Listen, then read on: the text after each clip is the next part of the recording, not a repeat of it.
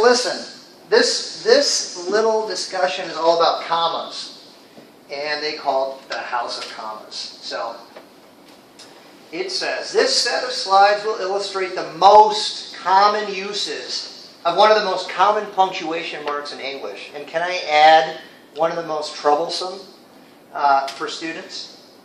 It's the comma. Let's go take a look at this.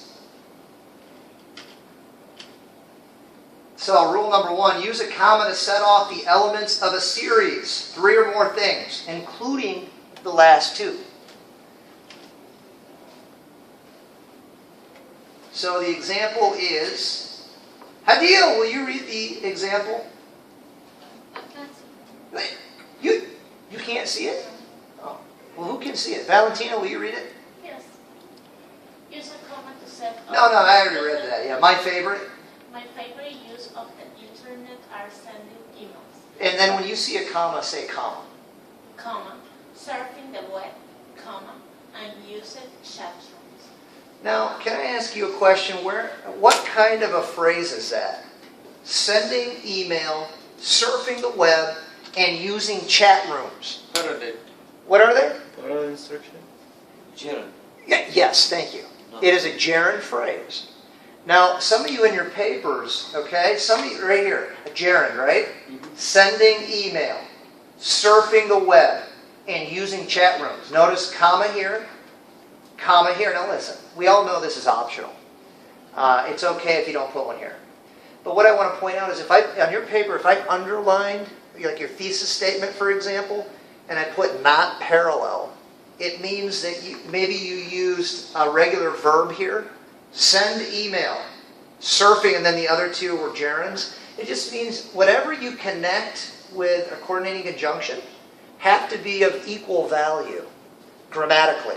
So use all gerunds, or use all infinitives, or use all verb phrases. Are you with me? Okay. So, and there's you may have learned this, that this I just said that! What are they going to say? Sometimes, however, the last 2 items in your series will glom. It means get confused into one if you don't use the so-called serial comma. So what they're saying is, whoever the teacher is that wrote this said, always put the comma there, so that people don't confuse the last 2 items in your list and put them together in one. Does that make sense? So if you want to be safe, just always put the comma, okay? Hey, listen, we shouldn't have any cell phones out, okay? So put your cell phones away, or I'll feel like I'm wasting my time. And we'll just go right to paper activity to keep you busy, okay? So put your phones away. Use a comma and a coordinating conjunction, and there they are, there's 7 of them, and, but, or, nor, for, yet, so, to separate 2 what? Yeah. So this rule with the comma and the coordinating conjunction only works when you're separating what? Independent. Yeah. So here's an example. Abdullah, will you read this? The public seem eager for some kind of gun control legislation, but the Congress is obviously too timid to enact any truly effective measures. Yeah, so in this sentence, where's the subject? The public. Good. What's the verb? Seems. Good. And then the rest of the sentence is everything after it, right? And so where's the subject here? The Congress. Good. And where's the verb? Yes. Good. And everything after the verb. So you have 2 independent clauses. You must put a comma here and then the coordinating conjunction. Okay? Usually what happens is sometimes you guys create a compound verb phrase. So you might put, the main verb and then another verb in a phrase, and you'll put the comma in there. And that is incorrect because it only works with 2 independent clauses. Okay? You with me? You okay? Yeah. All right. If the two independent clauses are, now this is interesting, because students will always say, well, what about and, right? Do I have to with and? Well, look at this. If the two independent clauses are brief, that's short, and nicely balanced, that means it's the same like subject, verb, object, right? Subject, verb, and it's short. This comma may be omitted, but the comma is always correct. So, and generally this is true with and, the word and. So anyway, in your papers, if it's a short connection, two short independent clauses with an and no comma, I'm not going to mark that as a tag because there's no confusion. You know what I'm saying? Okay. But listen, it's always correct to put the comma. So if it were me, just be safe. Anytime you're connecting two independent clauses, just put the comma coordinating conjunction. Our team is very good, but their team is better. So, again, they're showing you it's short, right? And it's the exact same construction. Team is very good. Their team is better. It's short, it's concise, there's no comma. And it's technically not wrong. Are you okay? How about if we put commas? It's always okay to put a comma. They're just saying when it's super short and it's the same structure on both sides, you don't have to. And you should be able to argue with your teacher if they call it a tag. If you can show that it's short and it's the same construction, then you can tell them, listen, I mean, and you could show them this PowerPoint if you want. Because this is a respected site by a community college. Use a comma to set off introductory elements. Let's take a look. And Mohana, will you read this? Use a comma to set off introductory elements. Annexes about the upcoming winter, comma. Settlers began to bicker among themselves about supplies. Good. Now let me ask you a question. Where's the main clause? Settlers. Yeah. From here to here, right? Yeah. So where's the subject? Settle. Good. Where's the verb? Began. Good. And then everything else after it. So what is this thing? Subordinating. Time or Is it about time? Anxious. What is anxious? Adjective. Yeah. situation. It's an adjective, and then what is this? About. Yeah. So you have an adjective and then a prepositional phrase describing why they're anxious, and all of this is just tagged onto the front to describe these little guys. Like lately or... Well, that's an adverb. Adjective. This is an adjective. Anxious, like anxious settlers. Anxious means they're uptight, they're nervous about the upcoming winter. So here's the adjective and then the reason they're anxious using a prepositional phrase. And it comes on the front. Listen, anytime you tag something on the front, like a prepositional phrase, we do that a lot. In the beginning, the man said, right? Anytime you do that, just put a comma after that phrase if it comes right before the subject, and that's safe. Yeah? And we do it a lot. We do it a lot with adverbs. You'll say something like, quickly, the man ran down the street. So when you tag an adverb on the front like that, just put the adverb quickly, comma, and then the rest of the sentence. Okay? And they'll probably give an example. And what is this? Let's see, Lek, will you read this?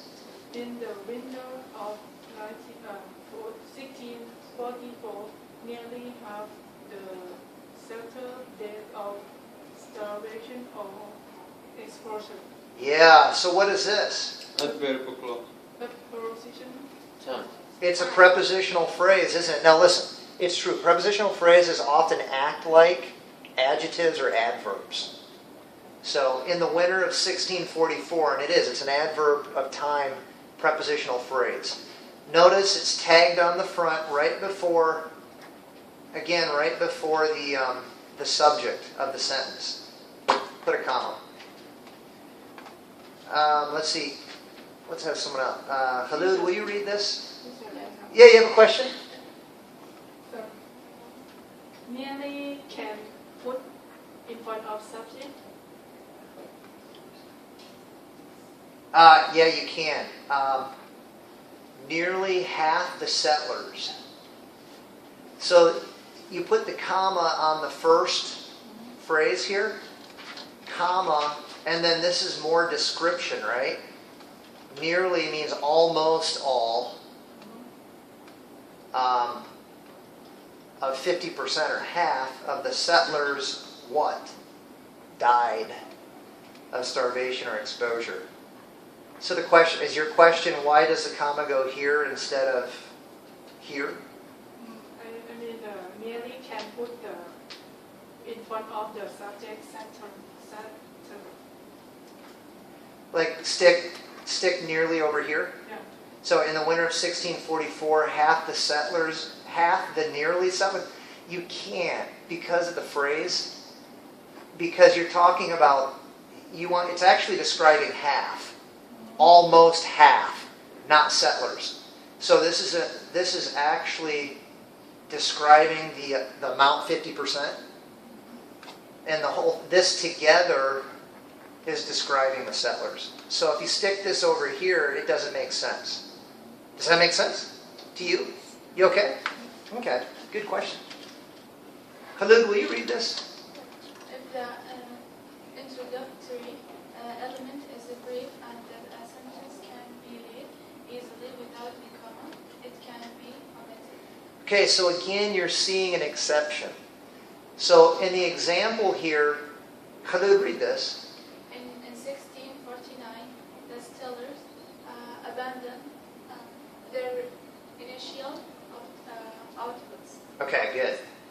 So let's just say when it's like a 2-word phrase and there's no possibility for confusion at all, you'll notice it's possible to leave it off. So listen, I like to make things easy.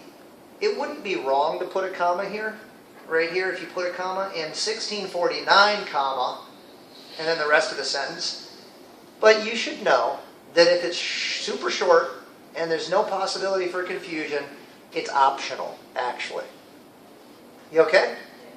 I always just put a comma. If I start with a prepositional phrase, even if it's short, I just put a comma in there. Because you can't argue with that. All right.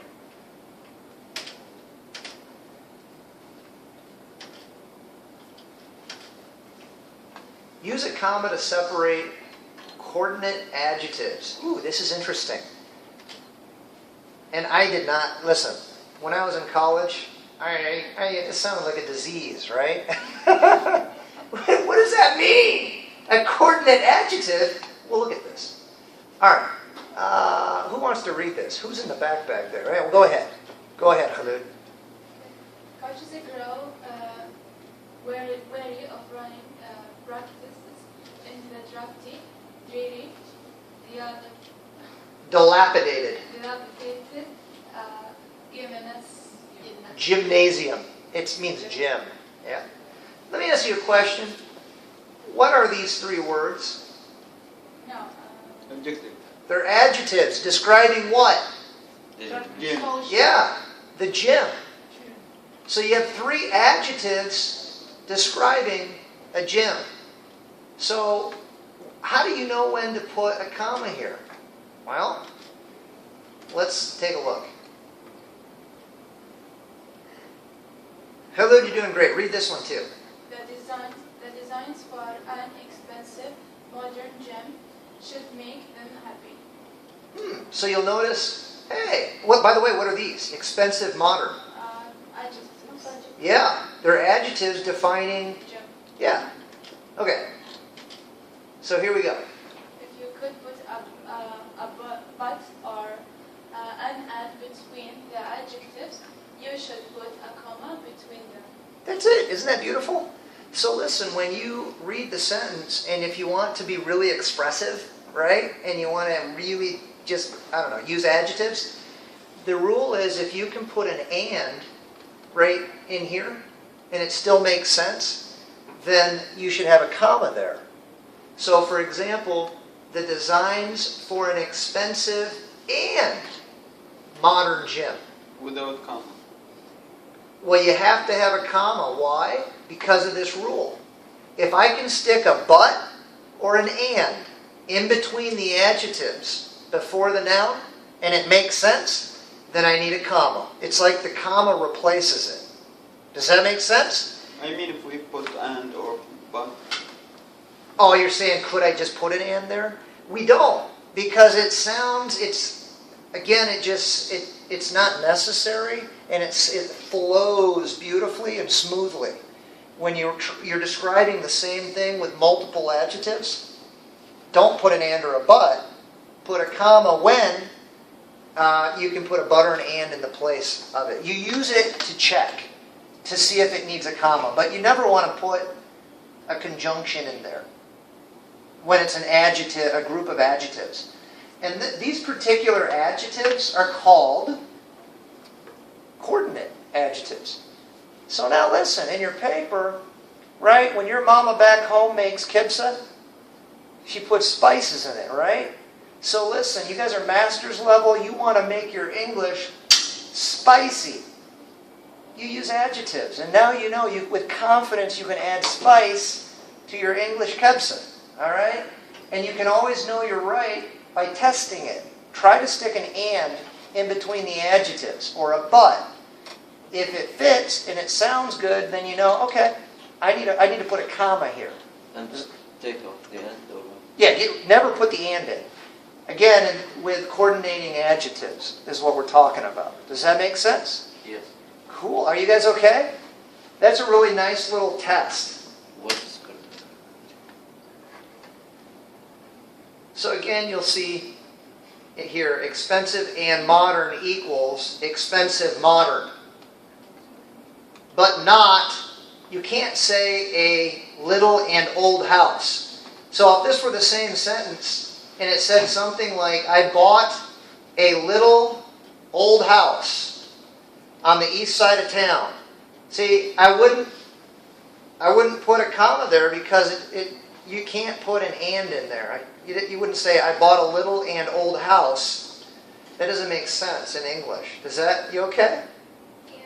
So it's a nice little test. How do we know How do you know what? the adjectives which we can use it without comma? Like By just putting it in and seeing if it sounds right.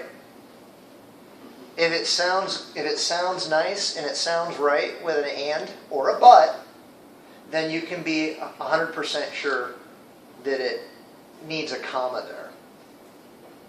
If it doesn't, like little old house, it sounds really weird to say little and old house. So no comma. You okay? Yeah.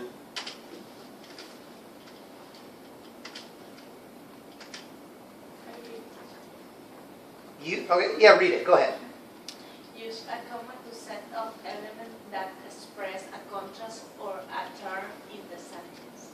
Ooh, do you guys remember in 107 when you were learning about adverb clauses for the first time, or maybe not the first time? But remember adverb clauses of contrast, like whereas, and then you put the clause, or although. The rule is whenever it's a contrast, you always use a comma after it. Even if the dependent adverb clause of contrast comes first, normally the rule is if it comes second, if it comes after the independent clause, you don't put a comma normally, except with adverb clauses of contrast. And it plays into this rule right here. So anytime you see a contrast or a turn in the sentence, use a comma. So let's look at an example. Guess what? The coordinating conjunction, it always shows what? It's showing a... What kind of relationship? Contrast. Yeah. So Guess what? You need a comma. When you use but, okay, in a sentence to show contrast, you need to put the comma in there. You okay? Yeah. All right. Valentina, read this one. They were looking for something practical, comma, not luxurious. What do you notice right here? Nothing. Contrast. Contrast. Yeah. It's a contrast and it's a negative, isn't it? And they use a negative to show a contrast. So I like this. Some of you guys did this in your essays. You'll put a thought and then you say something on the end. It's a contrast. Like for example, sometimes you guys will stick. You'll put a sentence and then you'll say right on the end, for example, and you'll put a phrase or a word, not a complete sentence. Well, just put a comma on that. For example, blah blah blah. Okay, as long as it's not a sentence. You could do that. Anyway, anytime the sentence takes a turn or shows a contrast, put a comma like that.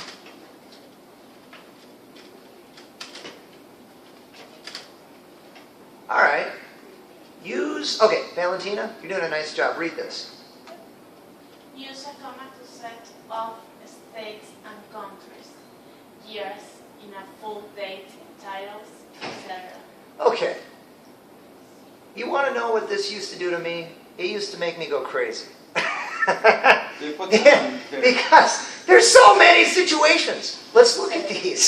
So listen, you use commas to set off states, like Michigan, states and countries, when they're together.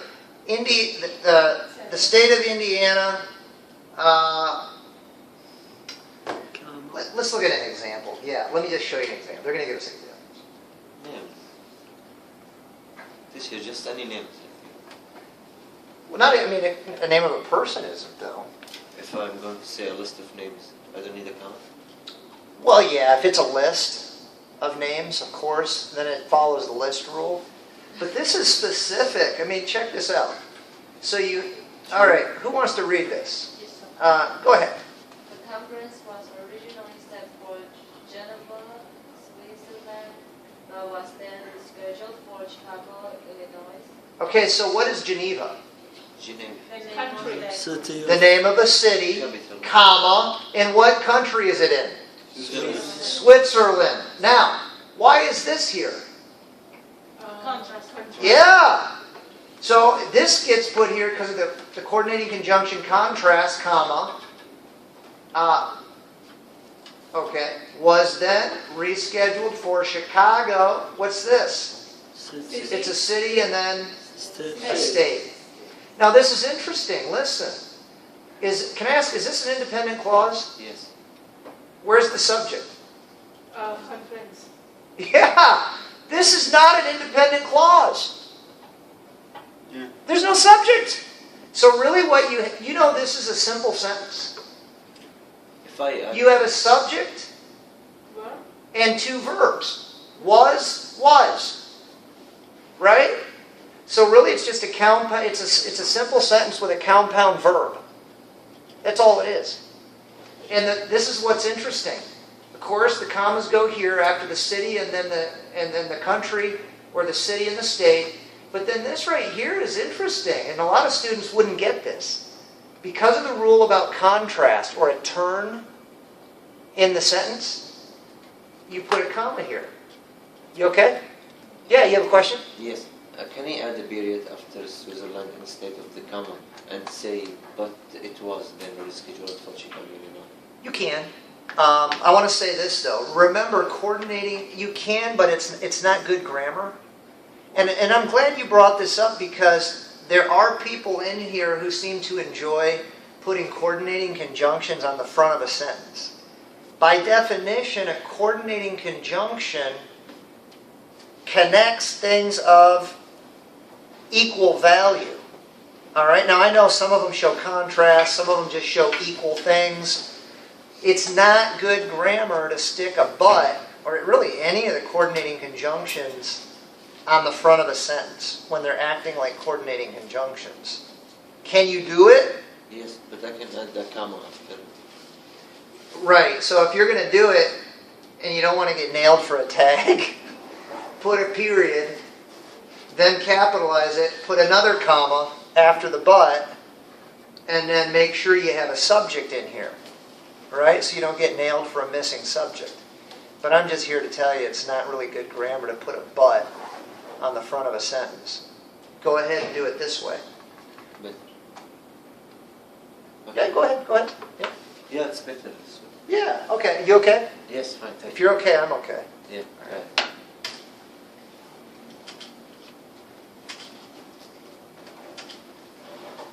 All right. And yeah, go ahead. Will you read this one for us? Their wedding date was set for August 5th, 2000, in a college chapel in Newton, Massachusetts. Massachusetts. Okay. So this now they're talking about dates. Okay. So you put the month, the day, August 5th. That's the day, comma, then the year, and then another comma, and then you keep going, and then what's this? City and state. You okay? Mm-hmm. And now listen, this can be moved around. I mean, if you were to start your sentence with a date, then it's same thing, okay? It's exactly the same way. Or if you stick it at the end, obviously this turns into a period, okay? And then you just put the comma here. You with me? Everybody okay? All right.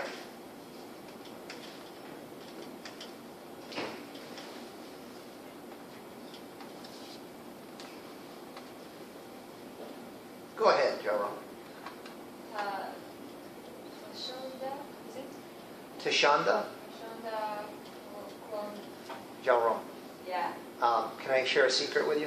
yeah, sure. I don't actually know how to say it.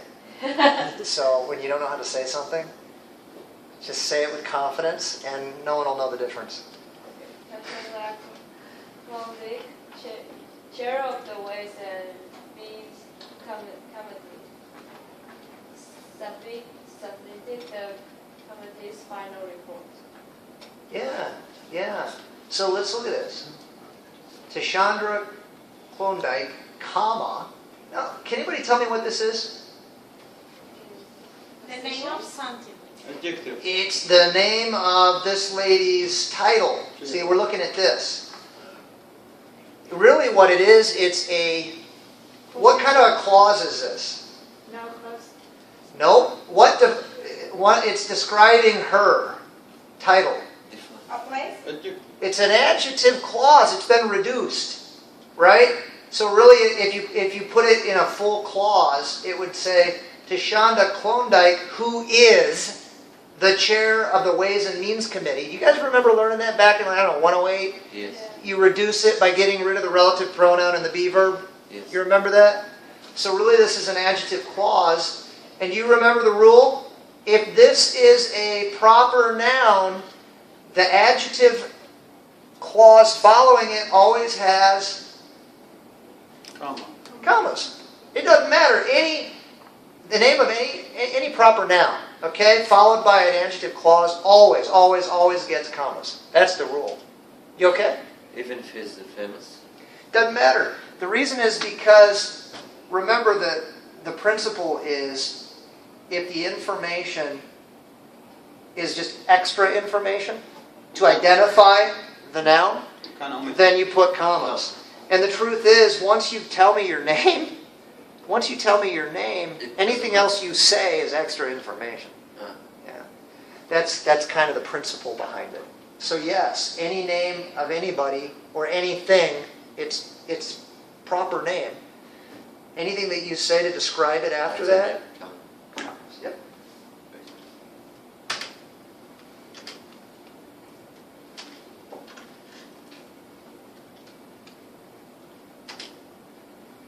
All right. Let's see. Bella, you want to read this? Use the comma to set up quoted language. Okay, listen. This right here bothers people learning English. They don't know what to do with quotes, where the punctuation goes. So let's just figure it out and be done with it, okay? Let's look at this.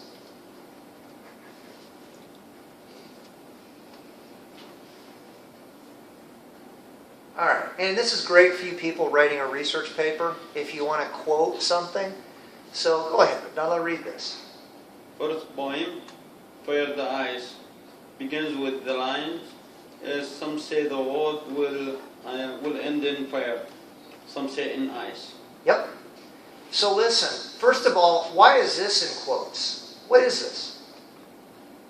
Poem. Yeah, it's the name of the poem. So whenever you're putting the name of the chapter or the poem or whatever, this is a poem, it goes in quotation marks. Okay? And it's capital because it's the title, right? So you see capital letters here. And then the actual quote, listen. Frost's poem begins with the lines, and then the comma goes. Now, this is when the quote is on the end. Okay? You put the comma, and then the quotation mark is space. Okay? Quotation mark. Now, students always ask, how do I know if this is capital or little? And the answer is... Is it in the beginning of the sentence? Yes. Is the information inside the quotes a sentence? If it's a complete sentence, then you put a capital letter. If it's just a phrase or a word that you're highlighting, then you don't. Does that make sense? Yes. And then this is what always gets people too. The period, the end of the sentence, the punctuation, bink, and then it goes on the inside. You with me? All right. Now, let's take the same thing and put it in a different place. So, not the same thing. It's a different quote, but on the beginning, in a different place. Abdullah, read this. Fire were ready, Gridley, the admiral said. Yeah, cool. So, he's quoting the admiral, right? So, fire when ready, Gridley! The admiral said. So, notice, big F, quotation, fire when ready, and then he puts a comma because they tag the name on the end, so you know who he's yelling at, right? And then it's not the end of the main sentence. It's at the beginning. I know this is a sentence, but it's not the end of our main sentence. So they put a comma here, quote, and then this is the reporting verb, right? The admiral said, and there's your period. So you'll see again, the quote, the punctuation when it's on the end of the quote goes where? Inside. Yeah. Yeah. Here's another one. Let's see, Ali, will you read this? We cannot see into the future, said the president, but we have to prepare for it, none of us. Now this is cool. What they've done here is they took a compound sentence and they divided it in half and put the reporting part of it in the middle. And it just meant it kind of adds variety to your paper, so it doesn't sound the same. So here's the quote, the first part of it, and then you notice it's not the end of the whole sentence, so it's just the end of this part. They put a comma, said the president, and then it's not the end of the whole sentence yet, comma, quote, they restart the quotes to finish the second half. But we have to prepare for it nonetheless. And then where's the period? Before the quotation mark. Yeah, it's inside, isn't it? You okay? Teacher, Yeah. but why you don't use capital letter? Because it's actually the second half of this sentence. Not in the beginning. It's not actually the beginning of the whole sentence. I know there's a clause here, but you have to remember, listen, if I put it together, it would say, we can't see into the future, but we have to prepare for it nonetheless. So understanding that it's a compound sentence with a coordinating conjunction, that is not the beginning of the sentence, is it? That's why. Good question.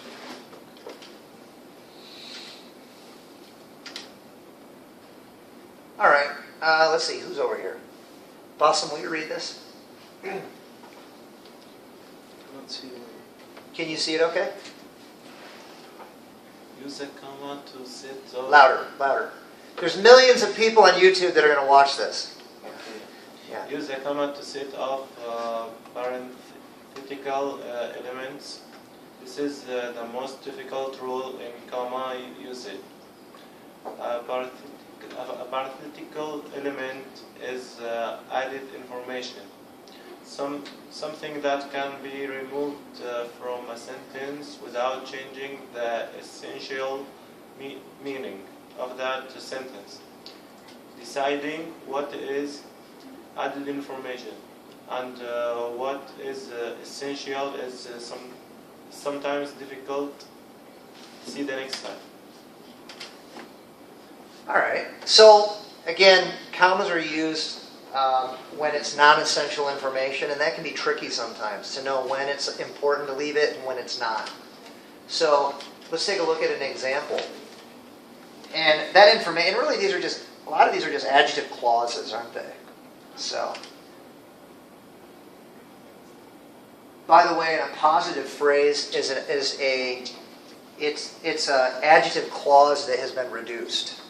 Kind of like, for example, Barack Obama, President of the United States, is on his second term. So whenever you're describing... Extra information. Yeah, it's extra information. Let's take a look. Boston, you're doing great. Read this one for us. The top. Yeah, right. Parenthetical elements. When an appositive phrase can be removed from a sentence without changing its meaning or making it ambiguous. Right. Robert Frost, perhaps America's most Beloved. I can't see. Is it hard to see? Yeah. I don't want you to hurt your eyes. Can someone over there see this a little bit easier? When Can we you guys don't- see it? When we don't read, we can't see. But while reading, I'll read it. A lot of you are doing just fine with it, but it can be painful. So, Robert Frost, perhaps America's most beloved poet, died when he was 88. And this Extra. one's, yeah, well, we also know the rule, right? It's the name of a guy, so anything they say is extra. Now, and by the way, this is called, when you see something like this describing a person or a thing, it's called an appositive phrase. And we know it's really just a reduced adjective clause, right? So, an absolute phrase is treated as a parenthetical element. Well, what's that? Let's go check it out.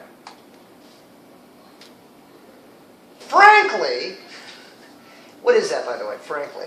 name. No. Ad- Frank is a name. But what's frankly? adjective.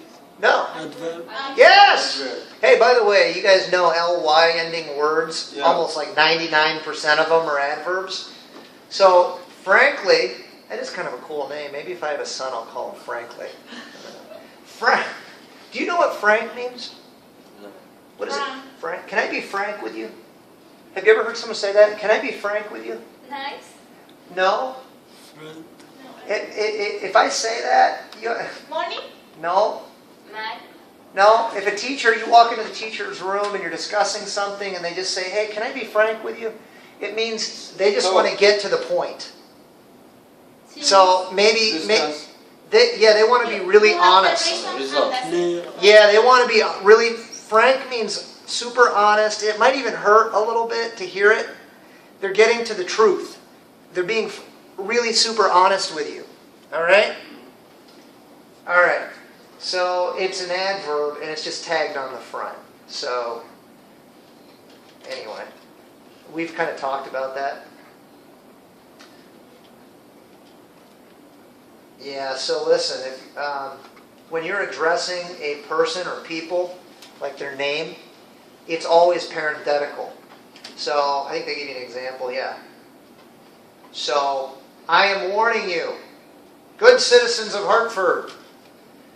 anyway, he's addressing, you know what it means to address? Speaking to a group of people.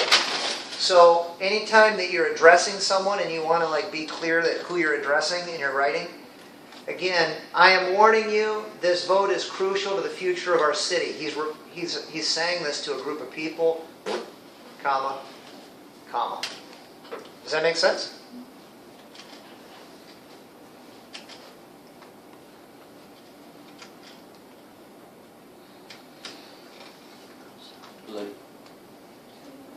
Here we go. It's a little slow. You need a break. This is the longest one and the most difficult. We're almost done. One more parenthetical element.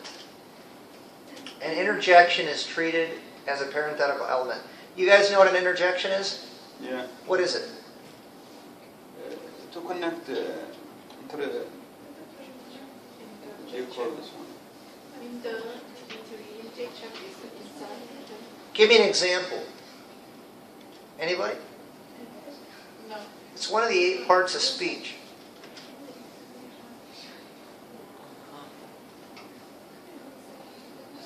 Listen. Okay. Yeah, it's like, wow, oops, uh-huh. Yeah. Yeah, excuse me. Yeah, anytime you, like, excuse me.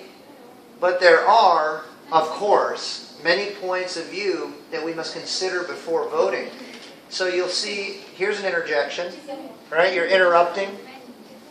But there are, and then this is also an interjection. Of course. And it always gets commas. You with me? Yeah.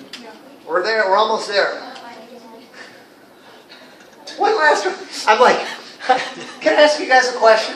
When you were little, and did you guys, in the mosque or in church, all right, if you've been to either one, if you grew up going to mosque or church, I don't know what it's like in the mosque for sure, but I remember as a kid at church, the pastor, he would get up and he'd talk, like 30 minutes. He's supposed to be done. And he would always say near the end, just one more thing. And you would be sitting there as a kid and you're like, oh yay, he's almost done. And he goes on for another half hour. Yes, like this. Yeah, just like this. Hey, only one more thing, okay? Relax. See, I don't want you to get angry. All right. Don't overuse commas. Man, don't listen. What you're going to want to do after watching this is put a comma everywhere. All right? Don't go crazy. All right? So, when a comma is needed, use it. Otherwise, do it. Don't put it. Why you didn't tell us before the second draft? That's right. All right, so listen, really that's it. Reviewing the rules of common usage will help you understand the way sentences are built, and then ultimately will help you become a better writer. All right? Hey, listen. Why don't you take a break? Yeah.